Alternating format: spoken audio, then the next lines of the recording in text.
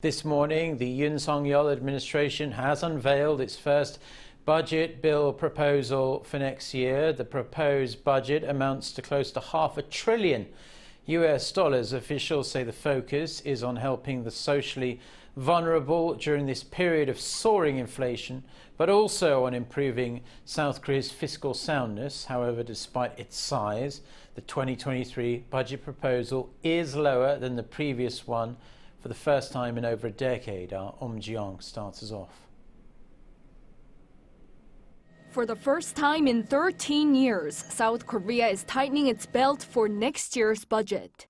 The Yoon administration on Tuesday proposed its first budget bill for next year of a record 639 trillion won, or around $474 billion at the current rate. But Finance Minister Choo Kyung-ho says that it's less than this year's budget, which was $503 billion once supplementary budgets are included. Next year's budget was set with the government's aim of building a solid foundation for fiscal soundness. Taking this year's supplementary budget into account, next year's budget is less than this year's budget for the first time since 2010. Choo added, although it's an increase of 5.2% on-year from this year's initial budget, that rise is smaller than the nearly 9% rise seen this year. And once this year's supplementary budgets are added to the 2022 figures, the 2023 budget is 6% smaller. Also, the government has gone through major spending reforms to secure an extra $24 billion within the budget that's available for use. The minister said the secured funds will be used for important policy projects such as better protecting the socially vulnerable. We will thoroughly support low-income households to ease their burdens.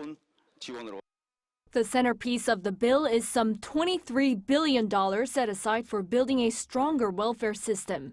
This includes raising the maximum basic living allowance for low-income families from the current $1,100 to $1,200 per month. The government will also provide social insurance to more people, with those with a monthly income less than roughly $1,900 being eligible. Another big slice will be used to help young people find work and housing. The government will expand job training aimed at helping people get highly preferred positions at major conglomerates. They'll provide this training to 36,000 people, up from the current 28,000. Also, some 54,000 new homes near subway stations will be supplied at affordable prices for young people.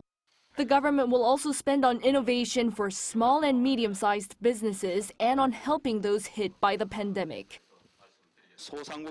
We will inject 1 trillion won to help small business owners overcome the damage caused by the pandemic, such as by reducing their debt.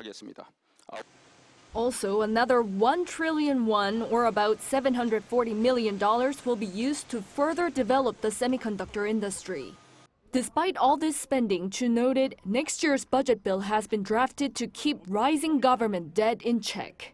With next year's budget, South Korea's total national debt to GDP ratio is expected to be around 49.8% next year, down 0.2 percentage points from this year. Eum Ji-young, Arirang News.